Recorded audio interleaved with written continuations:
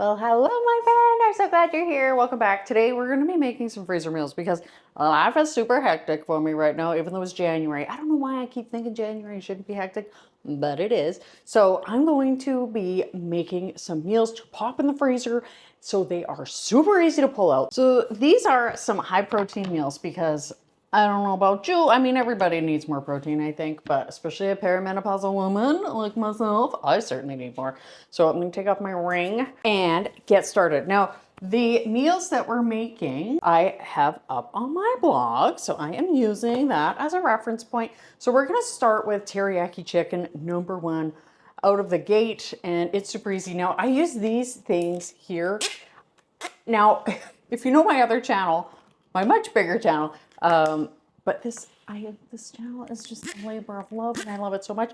But these things, I don't like excess stuff. Every time I buy something that is not, necessary for living, it just drives me nuts. But these things are so handy because they hold open the bags. And I also like to turn the edge of the bag over just a little bit so that any goo or whatever just goes, still kind of staying on the inside.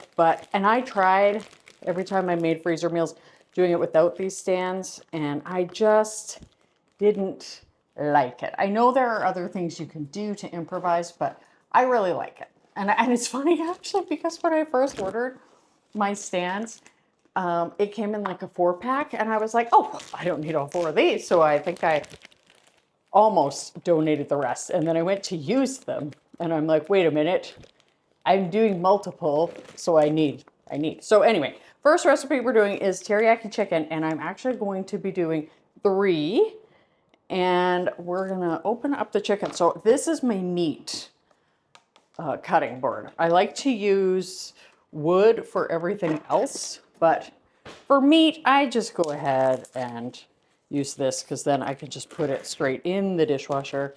I don't love dealing with gross meat stuff, but here we are. This is life. The great thing about this teriyaki chicken is that I am literally not even going to cut the meat. Ugh. The only thing is, like, the little clips I try to avoid getting meat on.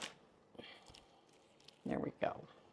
And currently we have a family of 4 at home because our eldest child is away at university, although he's actually visiting right now, but he won't be here when we cook this.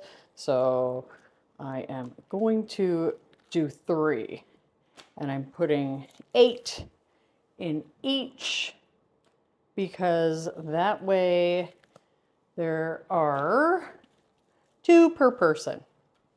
So that is that. And look how fast that was. So that's the easy part. Actually, this one's really easy, actually. I prefer the sauce part. So anyway, we're gonna get to the sauce of our teriyaki chicken, put it in there, and then it's ready to go in the freezer. And I forgot, I like to write my cooking ingredients on the outside before I put the bags on. I will do that for the next one, but let's get to making the sauce. I'm gonna wash my hands. Before we go on, I have to just say that I did not pre-clean the kitchen. I normally do.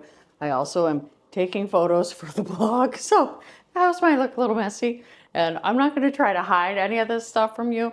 I would love it if you try my recipes, or if you think they look good, please go ahead, rate them on the blog website. It is just so handy, and I don't think I have any ratings on there yet, because I've just started this food channel a couple of months ago. So first thing I'm gonna do is shred up some of my ginger using my microplane.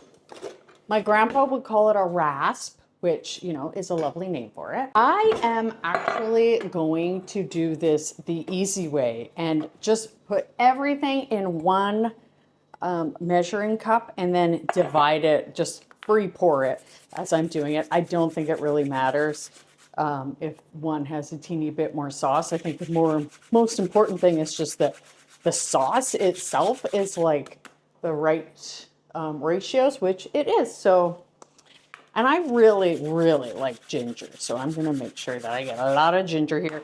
One of the best tips is to have your ginger frozen So you will always have ginger, which is very handy. And the other thing I like to do is let it defrost for like maybe half an hour or yeah.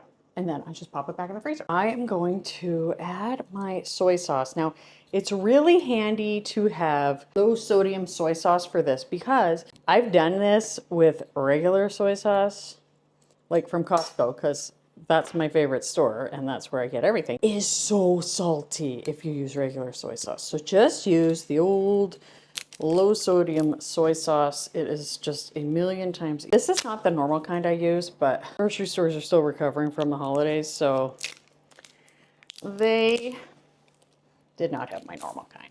The nice thing too about having your everything in the one measuring container is that you can free pour the honey and it will just fill up real nice. I'm not going to make it that big of a mess. Let's face it, it's honey. It's gonna be a little messy. The next part of the recipe is some rice vinegar. However, I'm running out of rice vinegar, so what I'm going to do is supplement the rest of it just with apple cider vinegar, and there's actually not even. So it's basically just, so the original like one normal recipe is 2 tablespoons, and I am just doubling the sauce. I'm not worrying about like going too crazy here because we don't need that much sauce. We just want it to be delicious and flavorful. So this is my freeze-dried garlic. I talk about it all the time, and the reason why is because I want to just like show you that I am like cutting up my garlic and that I am, you know, doing it the normal way, which I usually do, but I freeze-dried a bunch of garlic. So this is the easiest way of cooking with it. So I'm just gonna drop it in there and it's just gonna float around like styrofoam. And it truly is just the easiest way to cook with garlic if you have freeze-dried garlic. This ginger is amazing. I'm also going to put in some cornstarch, which normally I would put the cornstarch in first and then mix it in, but it will eventually mix in really nicely, so it's not a big deal if it's sort of lumpy to begin with, especially if it's going to freeze and all of that. So next thing, sesame oil, and I'm just going to use my little measure here, about the amount I need. Love sesame oil. I'm gonna add a little more. I just love it. That's our sauce. That's how easy and yummy it is. I'm gonna grab a little whisk and I'm just gonna whisk this up for a minute. Maybe break up some of that cornstarch, it doesn't matter. And then that's our first one done. Like, so basically dinner, well, half of dinner is ready. And I will show you after how I use these because I've got a lot of stuff going on this month and I will definitely be using them. So I will show you what I pair with them and how, again, because this is a very easy recipe and sometimes the vegetables seem like the hardest part of a meal, but getting the meat out of the way is very handy. So we're gonna go ahead and pour this in. I had to go and like just take some pictures for my blog. I just am so new to food photography and I am not new to cooking, don't worry, but to food photography I am. So on the blog, I'm trying to make the food look as good as it does in real life. It's a challenge, so hopefully, if you're with me for the long haul, you will see a great progression. But anyway, the teriyaki chicken is done. So I'm gonna get this all packaged up and I will just label it. And then the other thing is I like to store it kind of flat because it freezes faster. It's easier to organize in the freezer and it also thaws faster if you do it that way. And I also try to get like as much of the air out as possible. Liquid is kind of helpful for that. So there we go. Got the teriyaki chicken done and now we're gonna do the next one. I'm gonna do the worst one last, which is the pork because I have to chop up so much pork. So we're going to do the barbacoa beef, which is going to be so good. For the barbacoa, I'm going to fill out the front of the Ziploc now, barbacoa. And what's good is I think that this will actually have some leftovers. And I like to do the date or the month Although I don't really know if it's going to make it that far, but that's okay. Let's put our beef in here, which is good. This is going to be so big that there's going to be extra left over, and I'm happy about that. And then we're going to do the pork, which is the grossest one, and that's fine. So let's get our barbacoa sauce going here. So I use these super cubes here to freeze a lot of different things. And one of the things I like to freeze is chipotle peppers, because they can be, I've got marker on my hand, they can be you know, like you'll open a can and you'll be like, I'm not going to use this for very long. So, or, you know, all of it, for example. So instead, you can just pop a pepper in each of these, add that delicious adobo sauce, and you're good to go. I'm going to add there. And that just makes it so much easier to manage. Then we're going to add some beef broth. So what I'm going to do is, I'm not going to add hot water because I don't want to like heat up my meat. And instead of using like my delicious beef broth that I made from my bones, not my bones, from bones, I'm going to just use the stuff in the jar from the fridge. And this stuff has really good flavor. My friend Maddie on the Let's Eat Plant channel, she's vegan.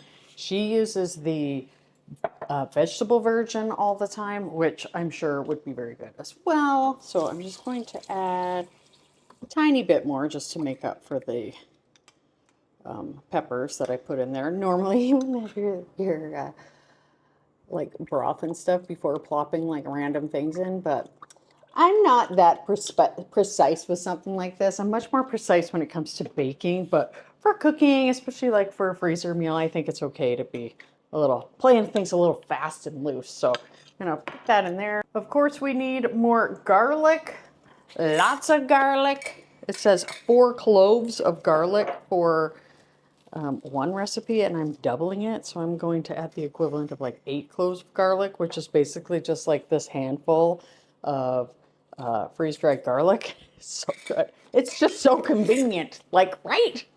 Although I will tell you that the initial process of freeze-drying it was not that convenient. And I think I recorded that in one of my earlier videos. I do need to chop up my onion now. Put the onion in, and I'm just going to throw the onion straight in the bags instead of in the sauce. But since I'm holding it, I'm just gonna go ahead and chop it now. It's just going to be so, so good. I'm actually going to just leave that little bit and put it back in the fridge. I'm just going to chop up this one here. Yeah, you know what? I think I'll chop all of it up. Hopefully Sharpie getting in my just random bits is not like going to kill anybody. Obviously, not the healthiest thing. So I am curious how you are doing this winter. For the past like, oh gosh, like 9 years since we moved to this house, which is on the side of the mountain and it's dark, and I talk about that all the time, was feeling like pretty blue come winter time. And then I corrected my vitamin D and I feel a million times better. And I think actually last year was better. This year has been amazing. So maybe it took like an extra year for my vitamin D to like totally correct. I did it, you know, with a medical professional.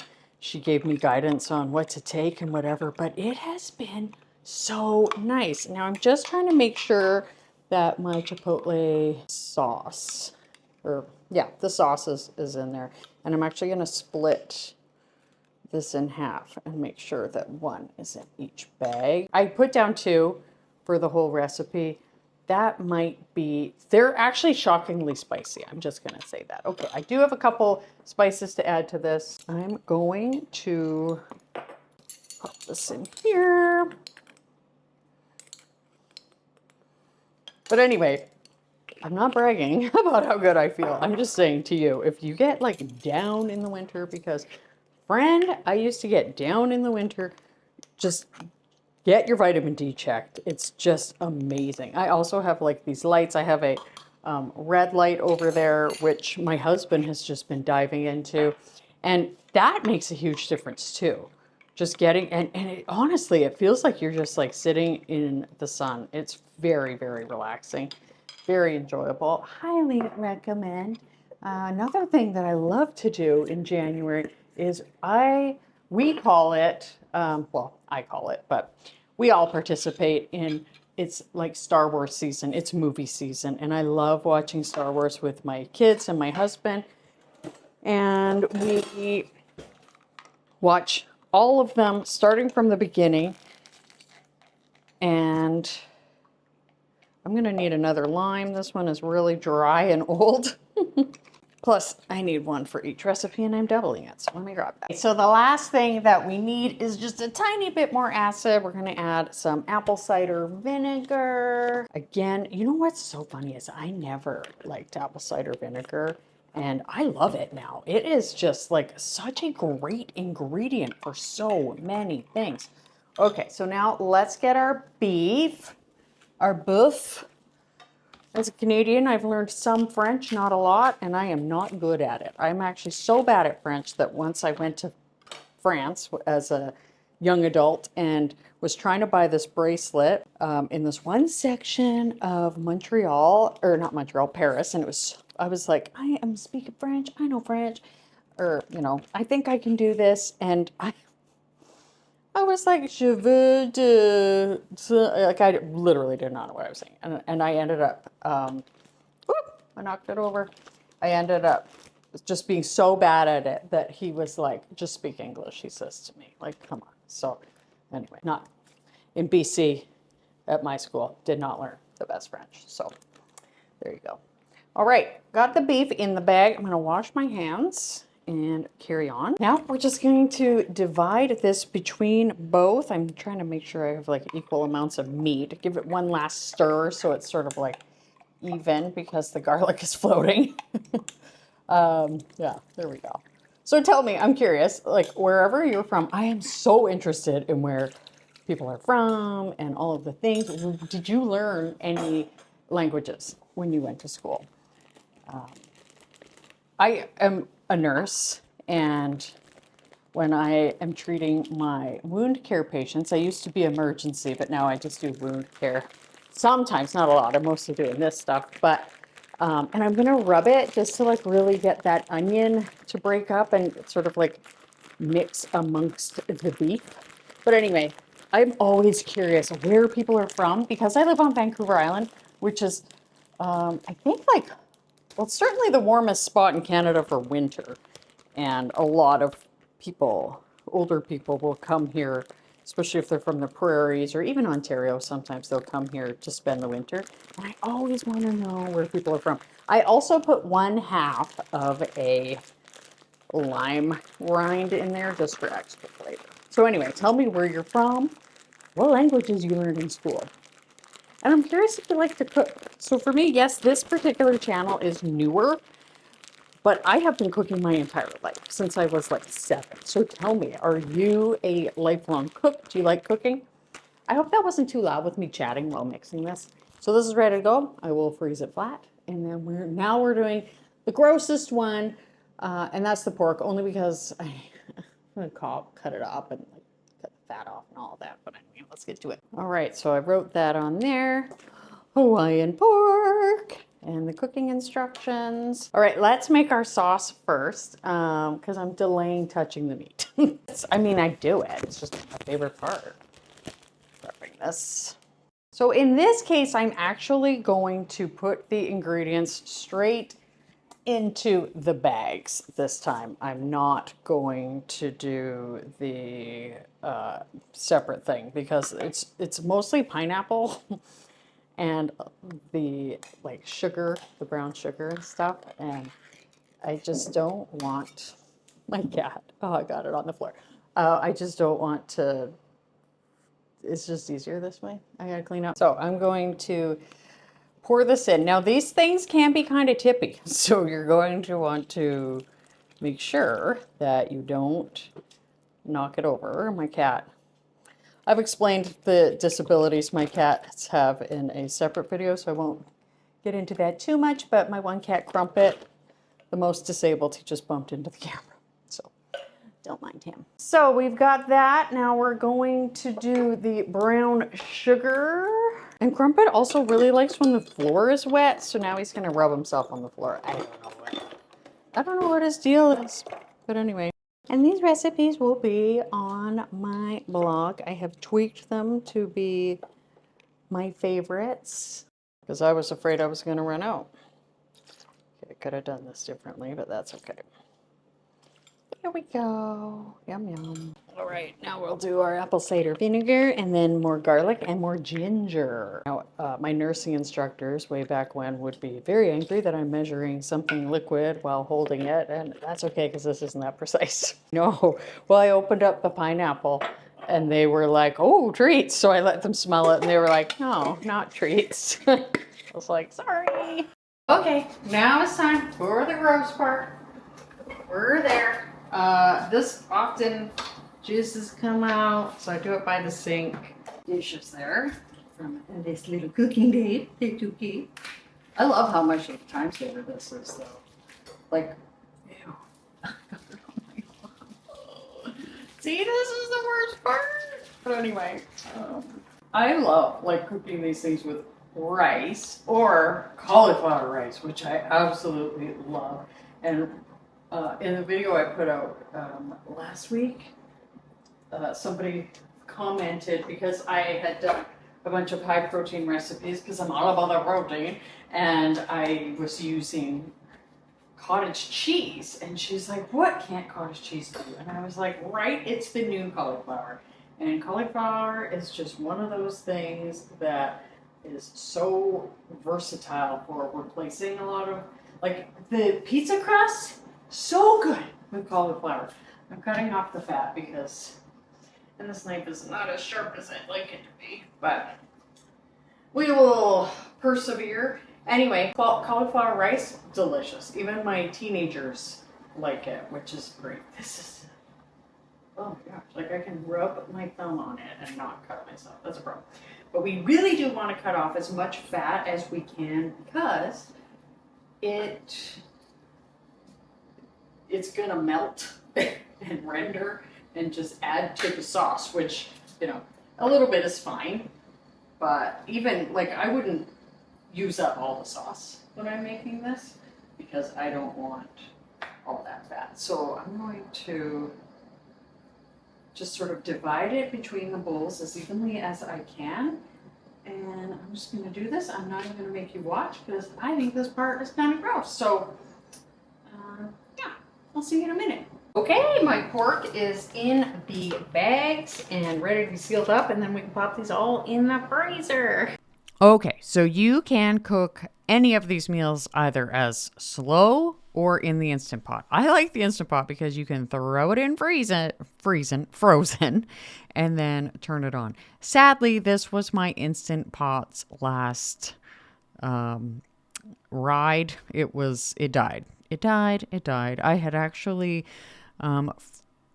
boiled over some milk in it once, and I had cleaned it, and it was sort of limping along, and then it died. But anyway, look how good this is. I used some cauliflower rice, I used kale, and some red pepper. It was really good.